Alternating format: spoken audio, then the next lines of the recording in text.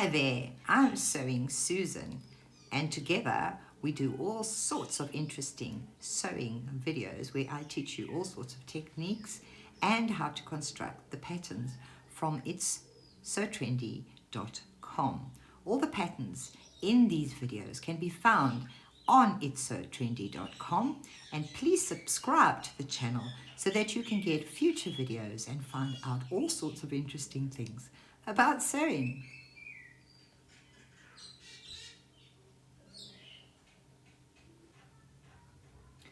Hi there, I'm Sewing Susan, and together we're going to make a Milkmaid panel dress. Lay your pattern pieces on your chosen fabric and draw or trace it off. Cut a piece of binding along the self edge 4.5 centimeters wide, or the width required by your binder foot on your sewing machine.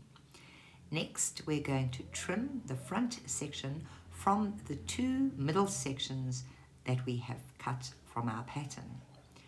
Next, you're going to join both the front sections and the back sections by overlocking the back and the front right sides together and overlocking it down the edge.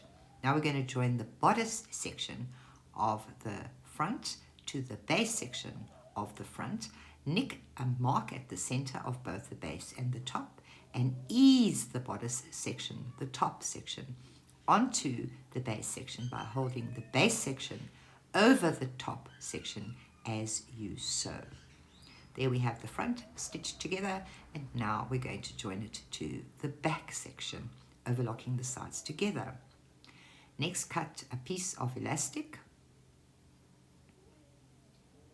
for the back section and put the binding on the underarm section and the keyhole section of the front of the top. Attach the elastic, attach the straps to the back, and hem this front section of the top to create a space for your straps and your tie front.